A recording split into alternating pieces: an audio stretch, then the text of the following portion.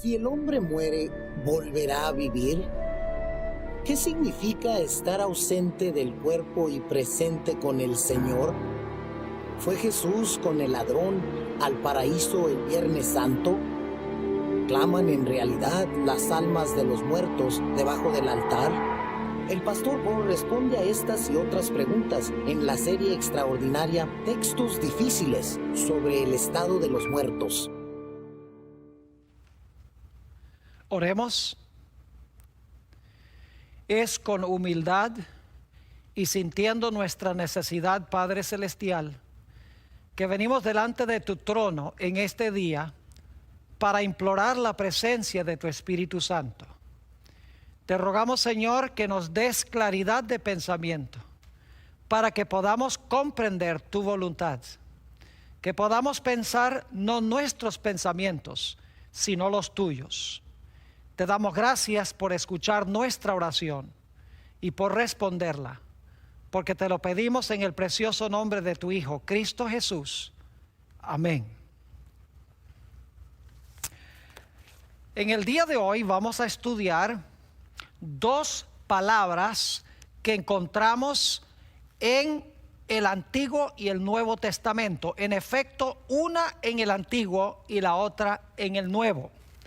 Antes de decirles cuáles son esas dos palabras, sin embargo, quiero decir que las palabras que hemos estudiado durante los últimos temas, como por ejemplo espíritu, alma, son palabras que eran muy comunes en el mundo griego en que se escribió el Nuevo Testamento.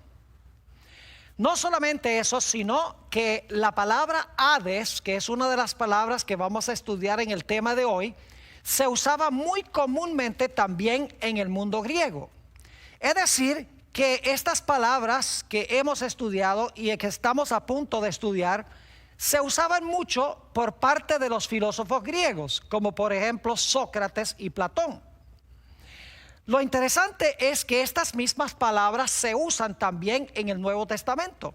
Como ya estudiamos, la palabra espíritu se emplea en el Nuevo Testamento. La palabra alma también se emplea allí. Y como encontraremos, se usa también la palabra Hades. Ahora, el punto clave que necesitamos determinar es si debemos nosotros buscar el significado de estas palabras de acuerdo a cómo se usaban por los filósofos en el mundo griego, o si estas palabras, aunque son las mismas que se usaban en el mundo griego, tienen una connotación diferente en la Sagrada Escritura. Es decir, debemos nosotros buscar el significado de estas palabras como se usaban en el mundo griego, o debemos buscar el significado de estas palabras como se usan en el contexto o en el marco bíblico. Vamos a estudiar, como les mencioné, para ilustrar este punto, de que aunque el Nuevo Testamento usa las mismas palabras que se usaban en el mundo griego, llevan una connotación bíblica distinta.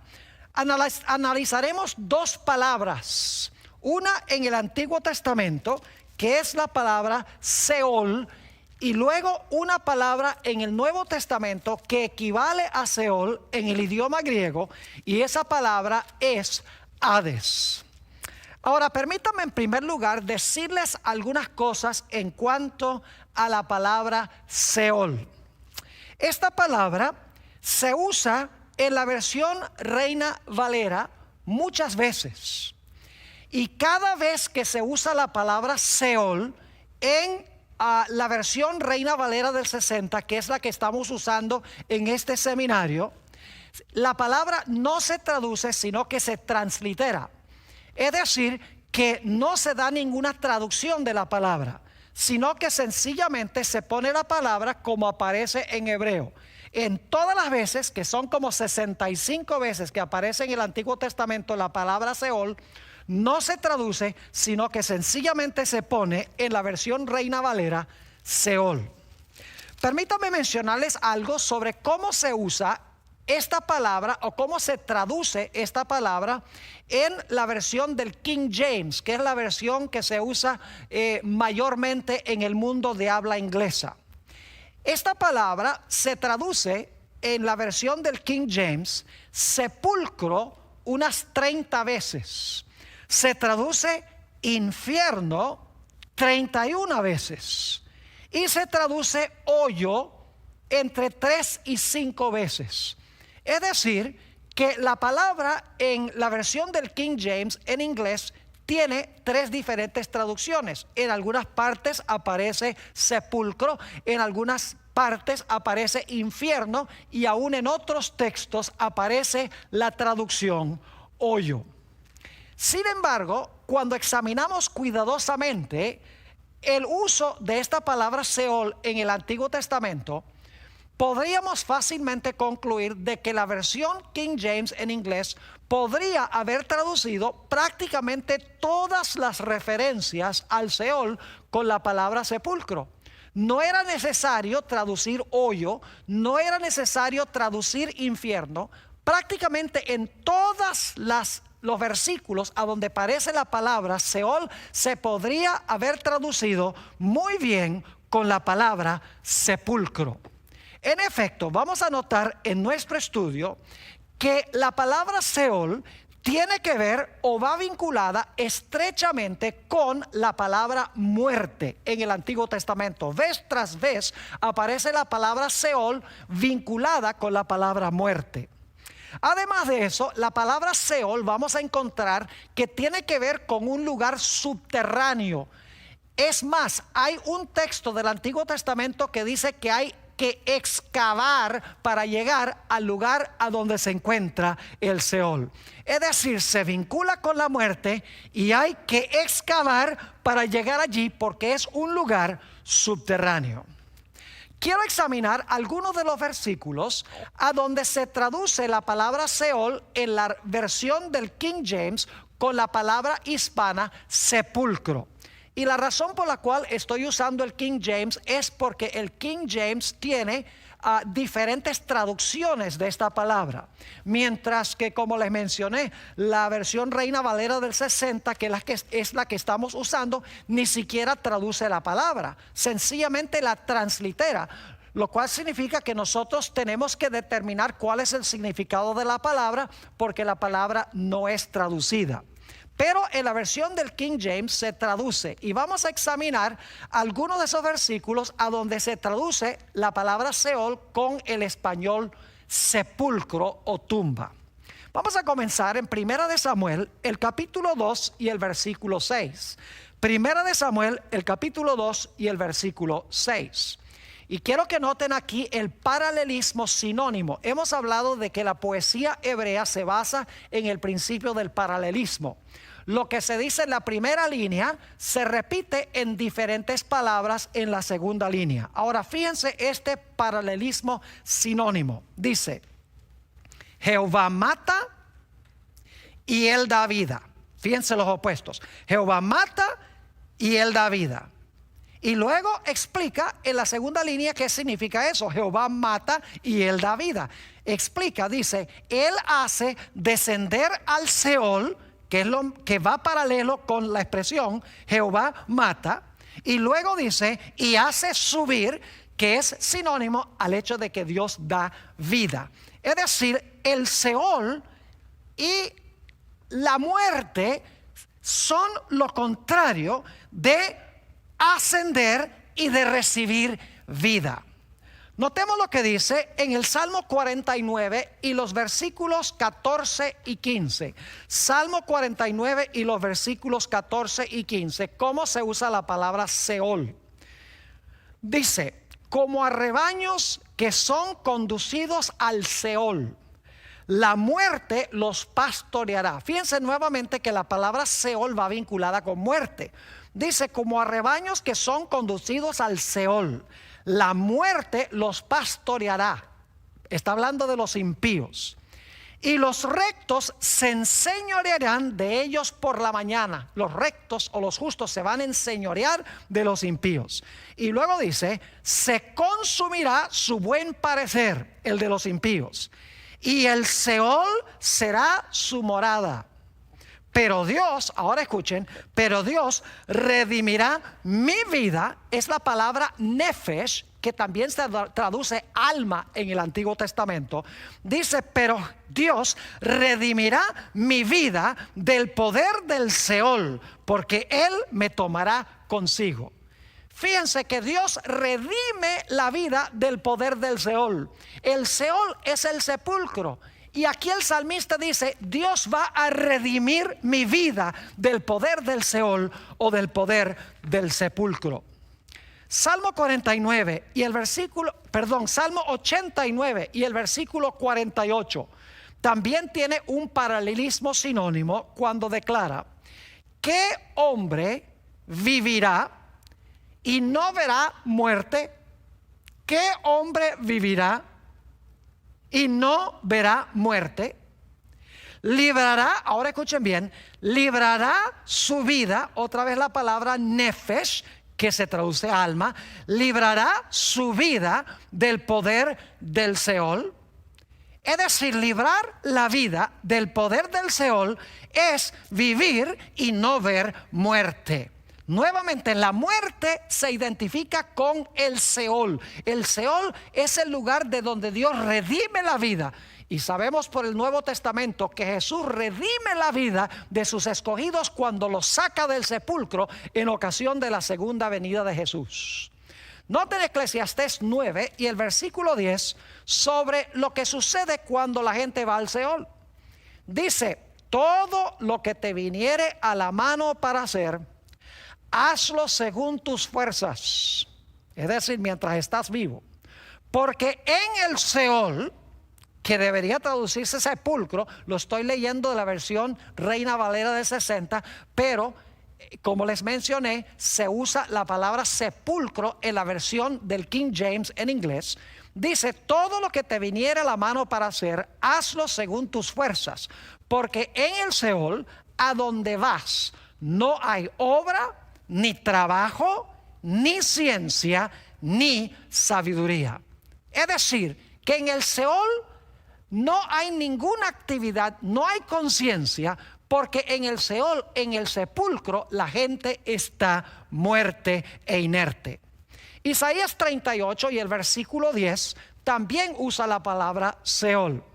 Dice allí: yo dije, a la mitad de mis días iré a las puertas del Seol, porque el escritor pensaba que su vida se iba a acabar cuando estaba en su edad media o mediana.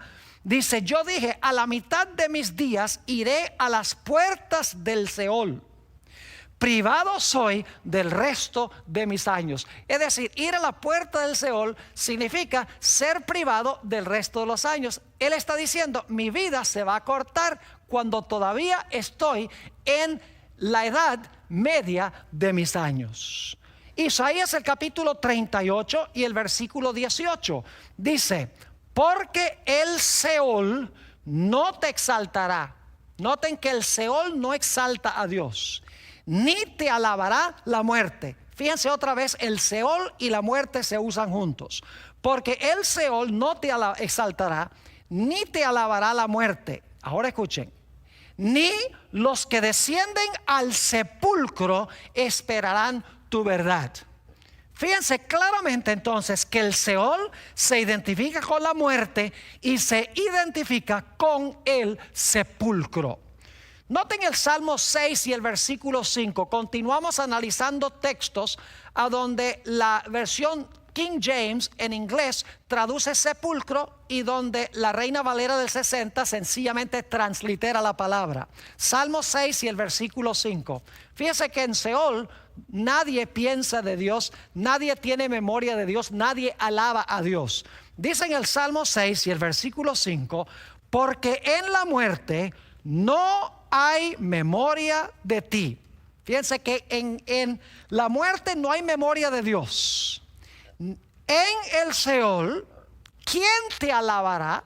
Fíjense nuevamente, la muerte y el Seol se identifican uno con el otro. Y además de eso dice que en la muerte y en el Seol no hay memoria de Dios, ni tampoco se alaba a Dios.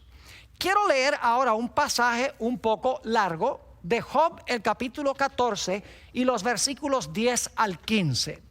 Dice aquí: mas el hombre morirá y será cortado, perecerá el hombre. Fíjense los sinónimos: morirá, será cortado, perecerá el hombre. ¿Y a dónde estará él? Es decir, cuando le pase esto, ¿a dónde estará? Dice: como las aguas se van del mar y el río se agota y se seca, así el hombre yace y no vuelve a levantarse. Fíjense que el hombre yace, dice aquí, es como un río de aguas que se seca, no queda agua. Ahora, ¿hasta cuándo va a estar en esa condición? Sigue diciendo: hasta que no haya cielo, no despertarán ni se levantarán de su sueño. Fíjese que en el Seol la gente duerme, según dice esto, como Jesús dijo en el Nuevo Testamento, que los que mueren van al sepulcro y duermen.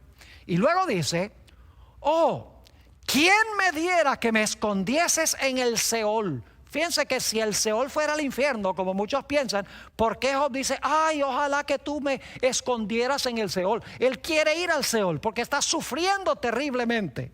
Es decir, el Seol no puede ser el infierno si Job quiere ir allí. Dice: oh, ¿quién me diera que me escondieses en el Seol, que me encubrieses hasta apaciguarse tu ira?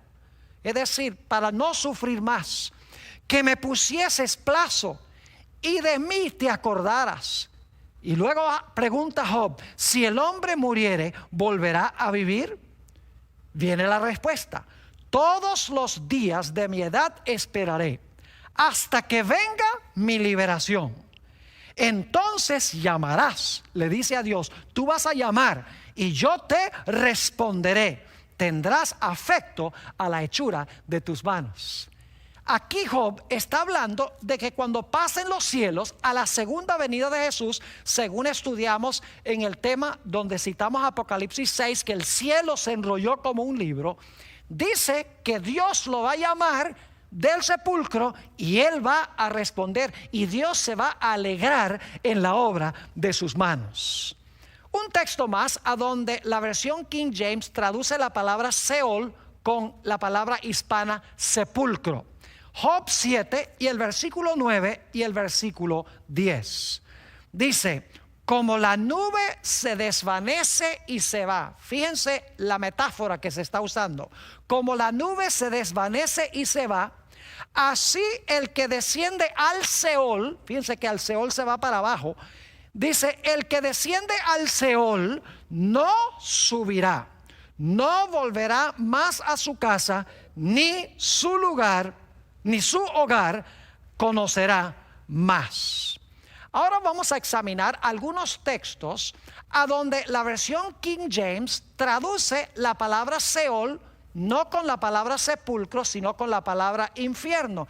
Y ustedes se van a dar cuenta que en cada uno de estos casos la versión King James podría haber traducido sepulcro, como en todas las otras referencias que hemos estudiado. Por alguna razón inexplicable, los traductores de la versión King James tradujeron algunos versículos sepulcro y otros versículos lo tradujeron la palabra infierno sin que fuera necesario en ningún sentido de la palabra. Vamos a examinar algunos textos a donde la versión King James traduce con la palabra infierno y la versión Reina Valera del 60, que es la que estamos leyendo aquí, traduce sencillamente con una transliteración usando la palabra hebrea Seol. Salmo 116 y el versículo 3. Dice allí: me rodearon ligaduras de muerte. Fíjense otra vez la idea de muerte. Me encontraron las angustias del Seol. Angustia y dolor había yo hallado.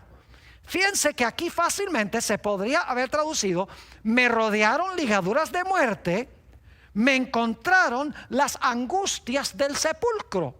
No era necesario traducir infierno como lo hace la versión King James. Nuevamente, el Seol se identifica con la muerte, no con vida en miseria, dicho sea de paso. Proverbios el capítulo 7 y el versículo 27. Proverbios el capítulo 7 y el versículo 27. Fíjense nuevamente cómo se relaciona el Seol con la muerte. Dice: camino al Seol es su casa, que conduce a las cámaras de la muerte. Está hablando aquí de una mujer de mala reputación, de una ramera. Dice que su camino al Seol es su casa, que conduce a las cámaras de la muerte. Es decir, llevar al Seol significa sencillamente llevar a la muerte. Se podría haber traducido: camino al sepulcro es su casa, camino a la muerte es su casa. Proverbios 5 y el versículo 5. Noten otra vez el paralelismo sinónimo. Proverbios 5 y el versículo 5. Hablando nuevamente de los impíos, dice: sus pies descienden a la muerte, sus pasos conducen al Seol. Fíjense el paralelismo sinónimo. Dice: sus pies descienden a la muerte, y eso se repite en otras palabras donde dice: sus pasos conducen al Seol. Es decir, el Seol es el lugar a donde están los muertos, es el lugar de la muerte. Proverbios 15 y el versículo 24. Proverbios 15, 24. Otra vez la misma idea. Fíjense el paralelismo sinónimo. Dice: el camino de la vida es hacia arriba al entendido, para apartarse del Seol abajo. Fíjense entonces, el camino de la vida es hacia arriba, pero dice que el Seol está abajo. Cuando uno sigue el camino de la vida, que es hacia arriba, uno evita el Seol que está abajo. Y vamos a encontrar en unos momentos que hay que excavar para llegar al Seol. Vamos a analizar también Isaías 28 y el versículo 15. Isaías 28, 15. Dice: por cuanto habéis dicho, pacto tenemos hecho con la muerte. Es decir, la gente ha hecho un pacto con la muerte, los perdidos. Y luego repite el mismo pensamiento en otras palabras. Dice: e hicimos convenio con el Seol. Es decir, hacer un pacto con la muerte es lo mismo que hacer un convenio con Seol. Nuevamente, la muerte se identifica con el Seol. Fácilmente se podría haber traducido esto sin que se usara la palabra infierno, como la versión King James. Se podría haber traducido: pacto tenemos hechos con la muerte e hicimos convenio con el sepulcro. Vamos a notar un texto más, Amós 9 y el versículo 2, a donde el King James traduce con la palabra infierno innecesariamente. Dice allí en Amós 9 y el versículo 2: aunque cavasen hasta el Seol. Fíjese que hay que excavar para llegar al Seol. Aunque cavasen hasta el Seol, de allá los tomará mi mano. Y aunque subieren hasta el cielo, de allá los haré descender. Es decir, hay que excavar para llegar al Seol. Ahora, hemos analizado la palabra Seol en el Antiguo Testamento.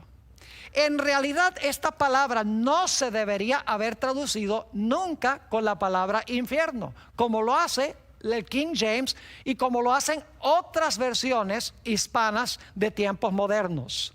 En realidad, la versión Reina Valera del 60 no se quiso comprometer, porque en todos los casos, como les mencioné, lo que hicieron fue transliterar la palabra, pusieron Seol allí y dejaron que el intérprete, que cada persona que lea, determine el significado de la palabra. Ahora necesitamos ir para el Nuevo Testamento a analizar la otra palabra que vamos a estudiar en este tema de hoy. La palabra equivalente a Seol en el hebreo es la palabra Hades en griego. Es decir, en el Nuevo Testamento la palabra equivalente a Seol es la palabra Hades. Ahora vamos a analizar el uso de la palabra Hades en el Nuevo Testamento. Y permítame decirles que la palabra aparece solamente 11 veces en el Nuevo Testamento. En 10 de las 11 referencias, la palabra no tiene nada que ver con sufrir tormento en el fuego. En una sola ocasión aparece la palabra Hades en el contexto de una persona que está sufriendo en llamas de fuego. Y eso es en la historia del rico y Lázaro, la parábola del rico y Lázaro, que ya trazamos un tema completo y mostramos que Jesús no creía esa historia, sino que estaba usando el concepto equivocado que tenían los judíos de su época, el concepto griego de los filósofos griegos que habían asimilado, que no era bíblico. Jesús estaba usando su marco de pensar para enseñarles una gran lección.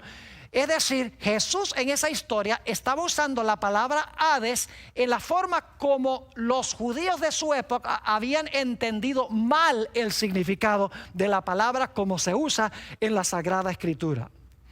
Ahora, quiero mencionarles que la palabra Hades en la versión King James en inglés se traduce 10 veces con la palabra infierno. Es decir, que en el King James en 10 de las 11 veces se traduce con la palabra infierno. En una sola ocasión, la versión del King James traduce la palabra Hades con la palabra en español sepulcro. Es decir, esa sola vez indica de que la palabra Hades tiene alguna relación con el sepulcro.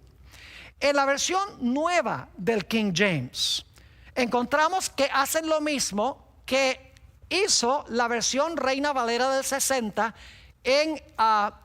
con la palabra Seol. Y es que sencillamente la versión nueva de King James translitera la palabra Hades. Es decir, no traduce ni infierno ni traduce sepulcro. Sencillamente cada vez que aparece en las 11 ocasiones en el Nuevo Testamento, sencillamente la nueva versión King James translitera la palabra y pone Hades.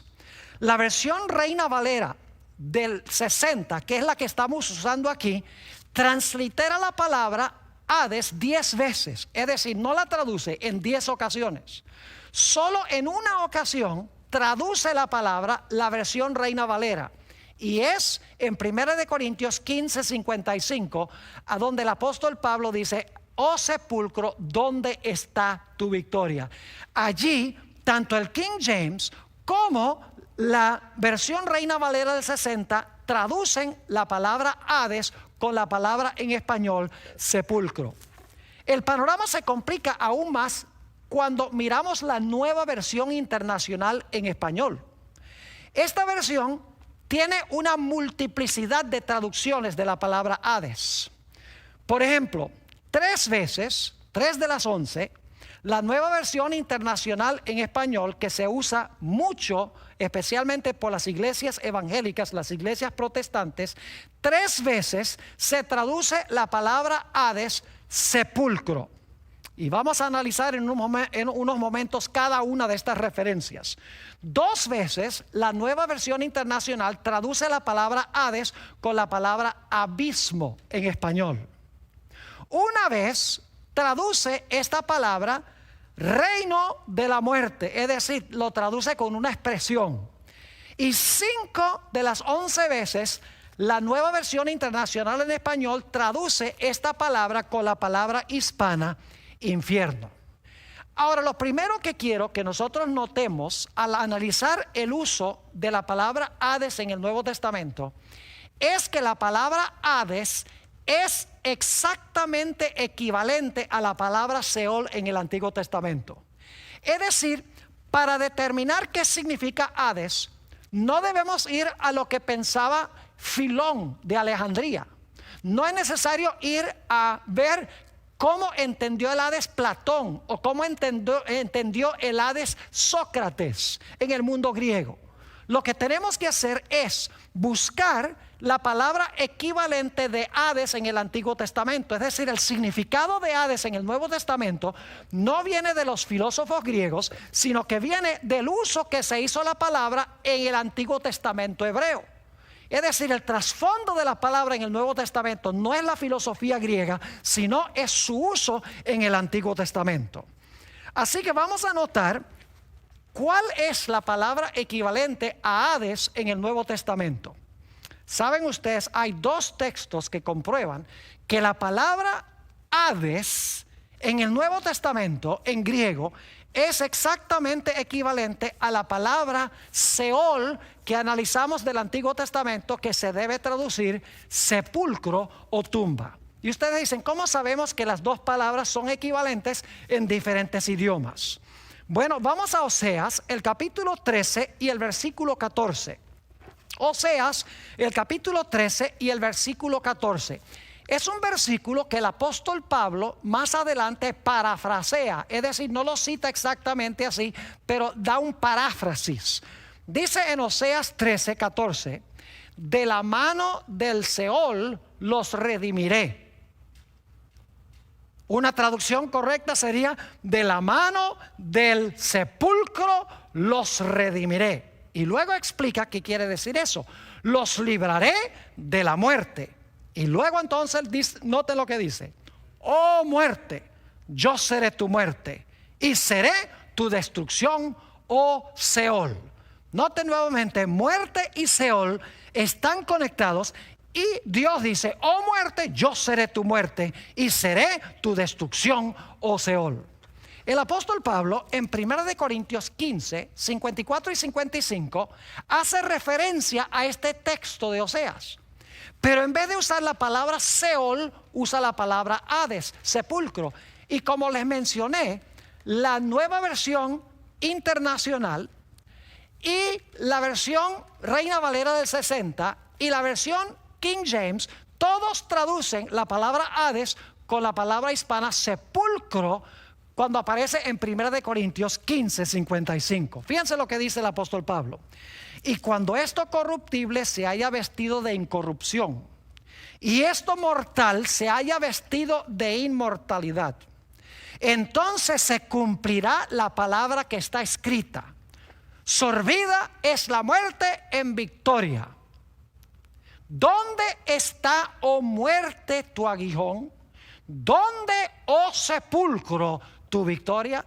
Fíjense que el apóstol Pablo está haciendo referencia al lenguaje de Oseas 13, 14. Y en Oseas se usa la palabra Seol, que Dios va a ganar la victoria sobre el Seol. Aquí el apóstol Pablo dice: oh sepulcro, ¿dónde está tu victoria? La palabra sepulcro aquí es Hades. Es decir, comparando Oseas 13:14 con 1 Corintios 15:55, nos damos cuenta que el trasfondo de Hades se encuentra en la palabra hebrea Seol, que se usa en el Antiguo Testamento, que ya vimos en el Antiguo Testamento que no significa infierno, sino que significa sepulcro. Pero hay otro texto en el Nuevo Testamento que nos ayuda a ver la conexión entre Seol y Hades. Vamos al Salmo 16 y los versículos 8 al 10. Salmo 16, 8 al 10. Esta es una profecía mesiánica, es decir, una profecía en cuanto a la venida de Jesús 1000 años después que David escribió esto. Dice en el Salmo 16, 8: a Jehová he puesto siempre delante de mí, porque está a mi diestra, no seré conmovido. Se alegró por tanto mi corazón y se gozó mi alma. Mi carne, aunque aquí está hablando de David, está dando las palabras que iba a hablar Jesús en su experiencia aquí en la tierra. Dice: mi carne también reposará confiadamente. Es decir, Jesús está diciendo 1000 años antes en esta profecía: mi carne reposará confiadamente. ¿Y por qué razón? Dice: porque no dejarás mi alma en el Seol.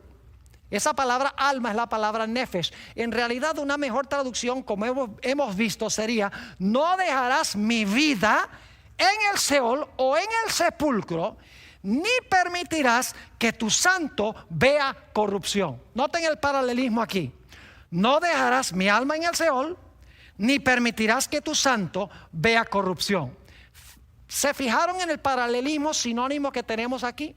Es decir, no dejarás mi alma en el Seol significa lo mismo que no dejarás a tu santo que vea corrupción. Entonces quiero que noten que el Seol se identifica con corrupción ¿Y a dónde es que una persona se corrompe? Se corrompe en el sepulcro, en la tumba, cuando se empieza a descomponer el cuerpo después de la muerte. Así que dice, porque no dejarás mi alma o mi vida en el Seol o en el sepulcro, ni permitirás que tu santo vea corrupción.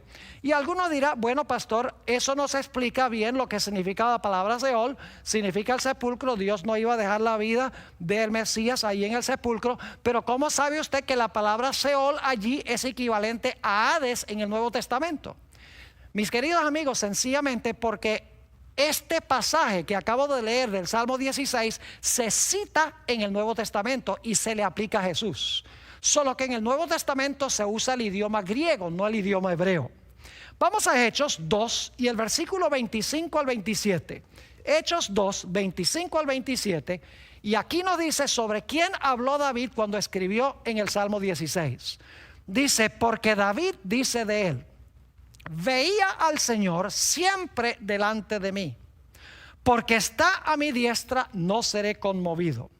Por lo cual mi corazón se alegró y se gozó mi lengua, y aún mi carne descansará en esperanza. Porque no dejarás mi alma. Fíjese que aquí se pone la palabra alma, en realidad significa no dejarás mi vida. Ya estudiamos el significado de la palabra nefesh en el Antiguo Testamento y la palabra psuje en el Nuevo Testamento. Vimos que significa vida o significa persona, ser viviente. Así que aquí dice, no dejarás mi alma o mi vida en el Hades. ¿Cuál era la palabra en el Antiguo Testamento? En el Salmo 16 era Seol, pero aquí se usa la palabra Hades, es decir, Hades es equivalente al Seol. Dice, porque no dejarás mi alma o mi vida en el Hades, ni permitirás que tu santo vea corrupción. ¿A qué se estaba refiriendo el apóstol Pedro cuando citó estas palabras? Hechos 2 y el versículo 30 y 31 nos explica qué quiere decir el hecho de que Dios no iba a dejar la vida del Mesías en el Hades, ni iba a permitir que su santo viera corrupción. ¿Qué significa eso? Que no iba a dejar su vida en el Hades. ¿De dónde llamó Dios el Padre a su Hijo en la mañana de la resurrección? Lo llamó del sepulcro a donde estaba sepultado. Note lo que dice Hechos, el capítulo 2 y el versículo 30 y 31. Aquí explica Pedro lo que quiso decir. Pero siendo profeta, David, y sabiendo que con juramento Dios le había jurado que de su descendencia, en cuanto a la carne, levantaría al Cristo para que se sentase en su trono, viéndolo antes, habló de la resurrección de Cristo, que su alma o su vida no fue dejada en el Hades o en el Seol, como vimos, ni su carne vio corrupción. Claramente, la palabra Hades en el Nuevo Testamento hay que entenderla a la luz del significado de Seol. Y ya vimos que Seol significa sepulcro, no infierno, no un lugar a donde la gente se quema. No debemos dejar que la filosofía griega dicte el significado de palabras en el Nuevo Testamento. Debemos dejar que la Biblia explique sus propios términos. Ahora, notemos algunos otros textos donde se usa la palabra Hades en el Nuevo Testamento. Vamos a Apocalipsis, el capítulo 6 y el versículo 8. Apocalipsis 6, 8. Está hablando aquí del cuarto caballo apocalíptico, un caballo amarillo. Dice, miré, y he aquí un caballo amarillo. Dicho sea de paso, el amarillo es el color de la muerte. Y dice, y el que lo montaba tenía por nombre, ¿qué cosa? Muerte. Y el Hades le seguía. Yo pregunto, después que una persona muere, ¿a dónde va? Ustedes saben bien que cuando una persona muere, lo meten en un ataúd y va al sepulcro o va a la tumba. Por eso dice aquí que su nombre era la muerte y el Hades le seguía. Y dice, y le fue dada potestad sobre la cuarta parte de la tierra para matar, fíjense que tiene que ver con muerte el Hades, para matar con espada, con hambre, con mortandad y con las fieras de la tierra. Nuevamente, El Hades se relaciona con la muerte como el Seol se identificaba con la muerte. Y dice claramente aquí que después de la muerte viene el Hades. Después de la muerte la gente va al sepulcro. Noten Mateo 16 y el versículo 18, a donde se usa también la palabra Hades. Aquí Jesús está hablando de que las puertas del Hades no iban a prevalecer contra su iglesia.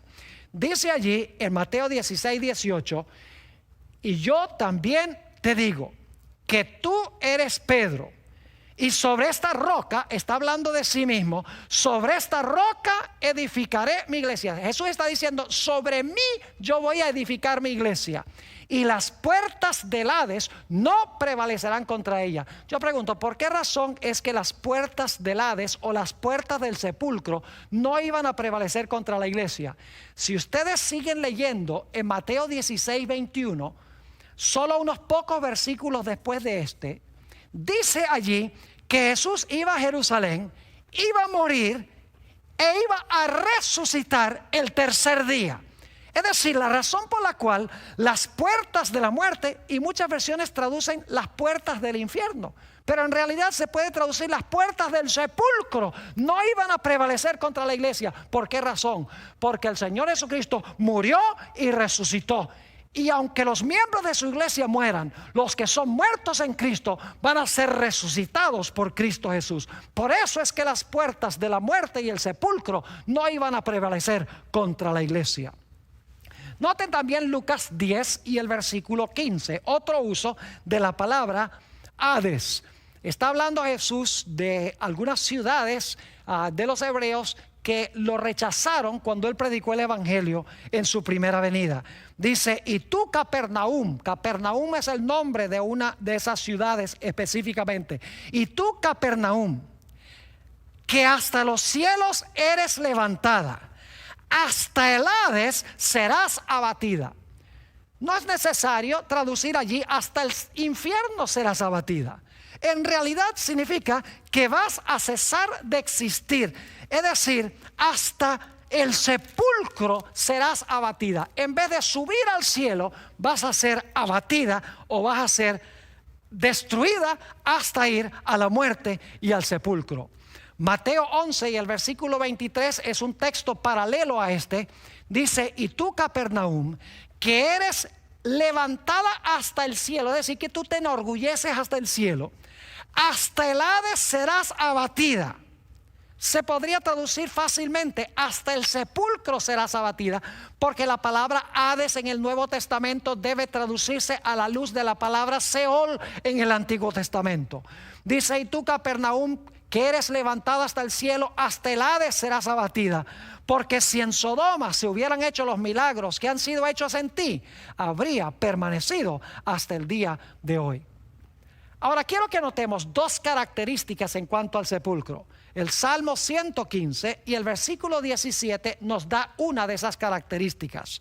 Dice, no alabarán los muertos a Yah, es decir, a Jehová, ni cuantos descienden al silencio.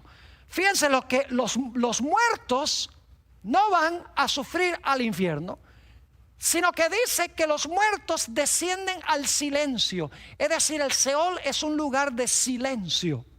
Noten Job 17, 13 y 14, la segunda característica en cuanto a la muerte. Dice Job, si yo espero, el Seol es mi casa. Haré mi cama en las tinieblas. Oh, el sepulcro también es un lugar de tinieblas. Dice, a la corrupción he dicho, mi padre eres tú, a los gusanos, mi madre y mi hermana. Fíjense todas las descripciones que tenemos en este versículo. El Seol es un lugar de tinieblas, es un lugar de corrupción, es un lugar de gusanos. No necesitamos usar la imaginación para saber que esto está hablando no del infierno, sino que está hablando del sepulcro. Dos características, el silencio y las tinieblas. ¿Saben ustedes que no hay un lugar más silencioso y más oscuro que estar 6 pies debajo de la tierra? La Biblia dice que los muertos no saben nada, descienden al silencio, descienden a la oscuridad. Y muchos dicen, ay, Pastor Bor, pero eso es tan lóbrego. ¿No será que hay alguna esperanza? Claro que sí hay esperanza. Ahora escuchen lo que les voy a decir. Quiero que se imaginen que Satanás es un carcelero. El sepulcro es la cárcel. Satanás es el carcelero, el sepulcro es la cárcel. Los muertos son los prisioneros y el carcelero es Satanás. Y Satanás está dentro de la cárcel y tiene las llaves y tiene a todos los prisioneros muertos ahí encerrados. Y desafía a Jesús y le dice a Jesús: te reto, te desafío a que tú entres acá a quitarme las llaves. Pues la Biblia dice que el Señor Jesucristo murió, entró allá a la prisión de la muerte, le quitó las llaves a Satanás, abrió la puerta desde adentro, salió en la mañana de la resurrección y dijo: yo soy la resurrección y la vida, porque yo vivo, vosotros también viviréis. Ahora, esta ilustración no la inventé yo. En realidad, esta ilustración la encontramos en la Sagrada Escritura. Apocalipsis 1 y el versículo 17 y 18. Apocalipsis 1, 17 y 18, a donde aparece nuevamente la palabra Hades. Dice Juan: cuando vio a Jesús, caí como muerto a sus pies, y él puso su diestra sobre mí diciéndome: no temas, yo soy el primero y el último, y el que vivo, y estuve muerto. Fíjense, vivo y estuve muerto, mas he aquí que vivo por los siglos de los siglos. Amén. Y luego fíjense lo que dice: y tengo las llaves de la muerte y del Hades. Jesús tiene las llaves de la muerte y del sepulcro, según dice esto. Por eso es que la Biblia dice que Jesús es el primogénito de entre los muertos. Fíjense, Apocalipsis 1 y el versículo 4 y 5, dice Juan a las 7 iglesias que están en Asia: gracia y paz a vosotros, del que es y que era y que ha de venir, y de los 7 espíritus que están delante de su trono, y de Jesucristo, el testigo fiel, el primogénito de los muertos. Fíjense que a Jesús se le llama el primogénito de los muertos. Y claro, la pregunta surge: ¿será que Jesús fue el primero en resucitar? ¿Significa primogénito de los muertos que fue el primero en resucitar? Claro que no. Porque en el Antiguo Testamento hubo 3 resurrecciones antes que resucitara Jesús. Tenemos el caso de Moisés, no voy a entrar a hablar de eso ahora. Tenemos el hijo de la viuda de Sarepta. Y tenemos ese caso extraño donde un cadáver fue echado al hoyo a donde se encontraban los huesos del profeta Eliseo, y dice que ese cadáver revivió cuando tocó los huesos de Eliseo. En el Nuevo Testamento 3 personas fueron resucitadas antes de que Jesús resucitara. Por ejemplo, tenemos el caso del hijo de la viuda de Naín. Tenemos la hija de Jairo. Y tenemos al amigo personal de Jesús, Lázaro, que resucitó antes que el Señor Jesucristo resucitara. Es decir, primogénito de los muertos no significa que fue el primero en resucitar, sino que significa que su resurrección es preeminente y significativa, porque Él resucitó. Todos esos otros pudieron resucitar, y por eso podrá resucitar a los que están muertos en Él cuando Él regrese. Mis queridos amigos, la esperanza del cristiano no se encuentra en ir al cielo en el momento de la muerte. La esperanza uniforme en el Nuevo Testamento es que cuando Cristo venga en poder y gloria, va a resucitar a los que murieron en Él. Notemos 1 Corintios 15 y el versículo 16 al 22. 1 Corintios 15 y el versículo 16 al 22. Fíjense que lo central es la resurrección, no la inmortalidad del alma. Dice: porque si los muertos no resucitan, tampoco Cristo resucitó. Y si Cristo no resucitó, vuestra fe es vana, aún estáis en vuestros pecados. Entonces también, escuchen bien, los que durmieron en Cristo perecieron. Es decir, si Jesús no resucitó, los que duermen en Cristo perecen. Ahora sigue diciendo: si en esta vida solamente esperamos en Cristo, somos los más dignos de conmiseración de todos los hombres. Mas ahora Cristo ha resucitado de los muertos, primicias de los que durmieron es hecho. Por cuanto la muerte entró por un hombre, también por un hombre la resurrección de los muertos. Porque así como en Adán todos mueren, también en Cristo todos serán vivificados. En este pasaje se deja muy en claro que la esperanza del cristiano es la esperanza de la resurrección, no ir al cielo en el momento de la muerte. Fíjense que muchas personas, cuando se está predicando en un funeral, aún los ministros dicen: ay, nuestra querida hermana Juana está ahora disfrutando con Jesús en el cielo. Escúcheme bien entonces, en vez de llorar, en vez de lamentarnos, en vez de derramar lágrimas, lo que deberíamos hacer en un funeral es tener una fiesta. Porque imagínense, si la hermana Juana está disfrutando con Jesús en el cielo, qué gran gozo debe causar eso. Pero la Biblia no enseña que la hermana Juana se fue al cielo. La Biblia enseña que la hermana Juana, si murió en Cristo, fue al sepulcro y queda allí durmiendo hasta que Cristo venga en poder y gloria para resucitarla de los muertos. Ahora fíjense que la Biblia nos enseña que Jesús venció a la muerte por medio de la muerte.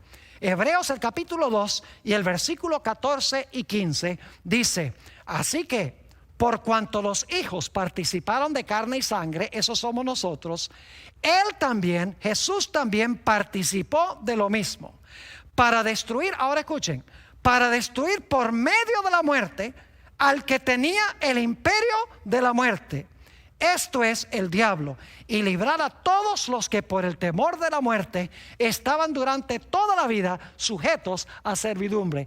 Dice que Jesús derrotó la muerte por medio de la muerte. Es decir, Jesús entró al sepulcro desafiado por Satanás, murió, entró allá, agarró las llaves de las manos de Satanás, abrió la puerta desde adentro y salió y dijo: porque yo vivo ahora, algún día mi pueblo, aunque muriere, también vivirá.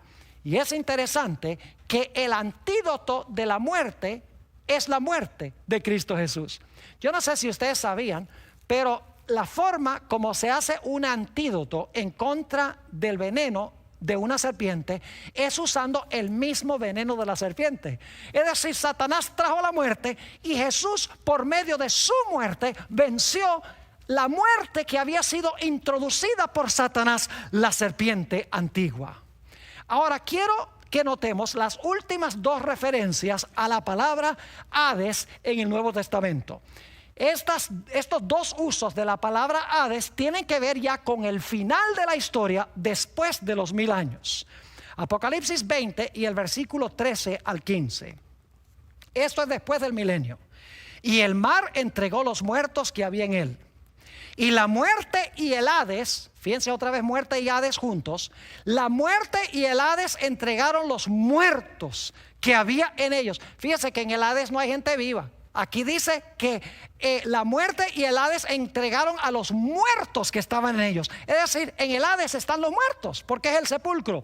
Dice: y el mar entregó los muertos que había en él. Y la muerte y el Hades, o el sepulcro, entregaron los muertos que había en ellos. Y fueron juzgados cada uno según sus obras. Y la muerte y el Hades, o la muerte y el sepulcro, fueron lanzados en el lago de fuego. Ahora, el Hades no puede ser un lago de fuego a donde va la gente a quemarse cuando se muere, porque en ese caso, cuando dice que el Hades es echado en el lago de fuego, sería como decir que el lago de fuego es echado al lago de fuego, o el infierno es echado al infierno. Tiene mucho más sentido decir que la muerte y el sepulcro fueron lanzados al lago de fuego. Y luego dice: esta es la muerte segunda. Cuando la gente es lanzada allí, cuando la muerte y el infierno son lanzados allí al fuego, dice que esta es la muerte final, la muerte segunda. Y dice: y el que no se halló escrito en el libro de la vida fue lanzado al lago de fuego. Ahora quiero leer dos textos para terminar. 1 Corintios 15, 26. A veces hago la pregunta: ¿cuál va a ser el último enemigo que va a ser destruido? Y las personas que conocen bien la Biblia, pues generalmente dan la respuesta correcta. Pero las personas que no reflexionan mucho o posiblemente no han leído mucho la Biblia, siempre contestan, oh, el último enemigo que va a ser destruido es el diablo. Pero la Biblia no dice eso.